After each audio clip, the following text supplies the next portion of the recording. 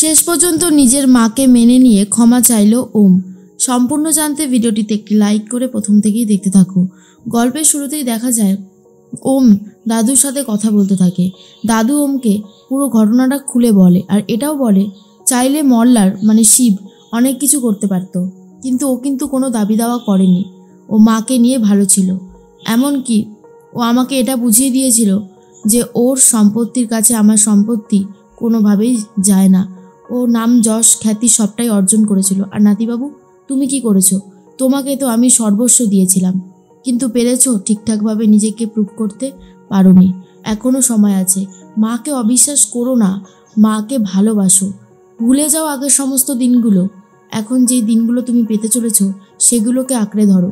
পাস্টে কি হয়েছে সেগুলো ভেবে কোনো লাভ নেই, কারণ সেই দিনগুলো আর তুমি ফেরত পাবে না। তুমি যেগুলো ফেরত পাবে সেগুলোকে নিয়ে ভাবো, তাহলেই তুমি ভালো থাকবে। কিন্তু ওম মেনে নিতে পারে না। ওমের বারবার করে একটা কথাই মনে হয়, যা হচ্ছে সেটা ভালো হচ্ছে না।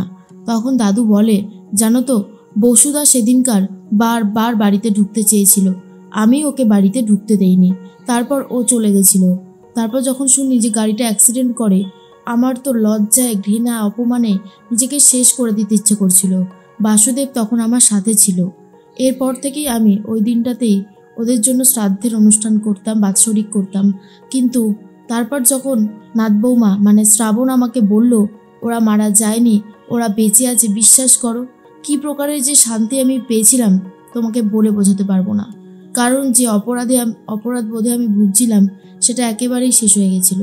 আমি এখনও বলছি নাতিবাবু, সময় থাকতে থাকতে মানুষের গুরুত্বটা বুঝতে শেখো, না হলে কিন্তু ভীষণ বিপদ। এই বিপদ থেকে তোমাকে আর কেউ বাঁচাতে পারবে না। ওপর থেকে বৃষ্টি সব কিছু শুনতে পায় আর বলে, এখানে তো দেখছি দাদু নাতির পুরো ব্রেন ওয়াশ করে দিচ্ছে। এতটা দিন ধরে যেভাবে ওমের মধ্যে মায়ের সম্পর্কে বিষগুলো ভরেছিল, এখন তো দেখছি বিষ মুক্ত হয়ে যাচ্ছে। না না, এটা হতে দিলে চলবে না। আমাকে এমন কিছু করতে হবে যাতে মায়ের প্রতি অবিশ্বাস অপমান সবটাই বজায় থাকে ওমের। এর মধ্যেই দাদু বলে, এখনও সময় আছে নাতিবাবু, ভালো করে ভাবো, ভেবে সিদ্ধান্ত নাও। মায়ের ভালোবাসা তোমাদের জন্য সব সময় রয়েছে, কিন্তু তোমরা কি পারছো মাকে ভালোবাসতে? পারছো না।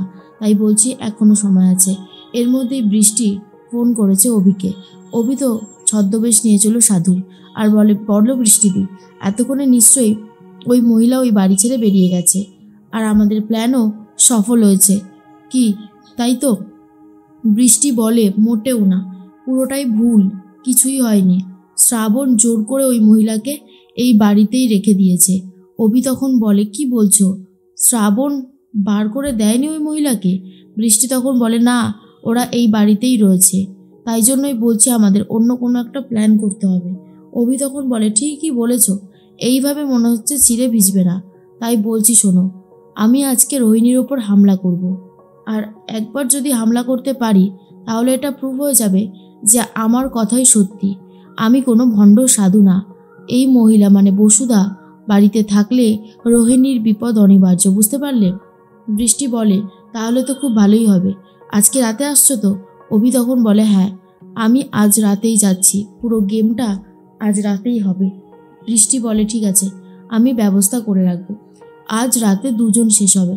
একজন হচ্ছে রোহিণী, বসুদা, আর একজন হচ্ছে এই শ্রাবণ ঘোষ, মানে তিনজনকে এমন টাইট দেবে সারা জীবনেও ভুলতে পারবে না। আর তখনই বলে অভি, ঠিক আছে, তুমি শুধু আমার ঢোকার ব্যবস্থাটা করে দিও। এর মধ্যেই বসুদা আর শ্রাবণ চলে গেছে রোহিণীর ঘরে। বসুদা রোহিণীকে বলতে থাকে, আজকে রাতটুকু আমি শুধু তোর ঘরে শুই, কালকে থেকে তুই যেমন একা শুস তেমনই শুবি, আমি নিচে কোথাও একটা পড়ে থাকবো। তখন রোহিণী বলে, কি হবে তাতে কি হবে? আমি তো সেটাই বুঝতে পারছি না। এই সমস্ত বলে কোনো লাভ নেই। আর সব থেকে বড় কথা হচ্ছে, আমাকে এসব দিয়ে ভোলানো যাবে না। বসুদা বলে, এসব দিয়ে ভোলানোর জন্য বলছি না, আমি তো মা, সন্তানের বিপদ হলে আমি নিজেকে ক্ষমা করব কি করে? বৌমা, তুমি ওকে বোঝাও না। শ্রাবণ বলে, দেখো রোহিণী, বাবার কথা যদিও আমি খুব একটা বিশ্বাস করছি না, কিন্তু মা যখন বলছে তোমার ঘরে থাকবে, তুমি একটু মেনে নাও না। সব কিছুতে এইভাবে যদি তুমি বাধা দিতে থাকো না, তাহলে খুব সমস্যা হয়ে যাবে। আশা করি তুমি বুঝতে পারছো আমি কি বলতে চাইছি। সময় আছে এখনো, ভাবো কি করবে। আর তার মধ্যেই ওম চলে এসেছে। ওম এসে বলে, রোহিণী এই মহিলা যখন থাকবে বলছে তাহলে থাকতে দে। আমিও দেখতে চাই মায়ের ভালোবাসা ঠিক কতটা প্রখর, মায়ের ভালোবাসা দিয়ে কি করে বিপদকে এড়ানো যায় আমিও সেটা পরীক্ষা করতে চাই। বসুধা বলে, মায়ের ভালোবাসা দাড়িপাল্লায় মেপো না ওম, মায়ের ভালোবাসার সাথে সব কিছুই তুচ্ছ। মা এমনই একটা শব্দ যার সাথে অন্য কোনো শব্দের তুলনা চলে না। মায়ের ভালোবাসার সাথেও অন্য কোনো ভালোবাসার তুলনা চলে না। মা পৃথিবীতে একজনই হতে পারে, বুঝতে পেরেছো? আর এর মধ্যেই শ্রাবণ বলে, আচ্ছা মিস্টার ঘোষ, আপনি আবার আসতে গেলেন কেন? মিস্টার ঘোষ তো এখন রীতিমতো দাদুর কথা শুনে অনেকটাই বদলে গেছে। মায়ের সাথে যে দুর্ব্যবহারটা শুরু থেকে করছিল সেটা আর ওম করছে না। এরপরেই বুঝতে পারে সত্যি ওল্ড ম্যান ঠিকই বলেছে, আমি নিজের রাগকে কন্ট্রোল করতে পারি না, এটাই হচ্ছে আমার সব থেকে বড় দুর্বলতা। অন্যদিকে দেখা যায় রোহিণী বলে, দাবাই তুইও এখন এসে এসব বলছিস? দাবাই তখন বলে, হ্যাঁ বলছি, মা যখন থাকতে চাইছে তাহলে থাকতে দে। আর ওমের মুখ থেকে মা ডাকটা শুনে খুবই খুশি হয়ে যায় বসুধা। আর শ্রাবণ তখন বলে, দেখেছো তো মা, আমি বলেছিলাম না এক এক করে সব কিছু ঠিক হয়ে যাবে, তুমি শুধু এই বাড়িতে থাকো। মিস্টার ঘোষও কিন্তু অনেক নরম হয়ে গেছে কি মিস্টার ঘোষ? জানি আপনি মুখে স্বীকার করবেন না, কিন্তু এটাই সত্যি। এর মধ্যেই রোহিণী বলে, তোমরা যে কি করতে চাইছো সত্যি আমি বুঝতে পারছি না, এসবের কি সত্যি দরকার ছিল? তখনই শ্রাবণ বলে, দরকার ছিল রোহিণী, দরকার ছিল, সব কিছুরই দরকার ছিল বলেই করা হচ্ছে, না হলে কি আর করা হতো বলো? তখনই দেখা যায় যে ওম তো চলে এসেছিল আর হঠাৎ করেই ঝড় বৃষ্টি হতে শুরু করে, বাইরে প্রচণ্ড হাওয়া দিচ্ছে আর লোডশেডিং হয়ে যায়।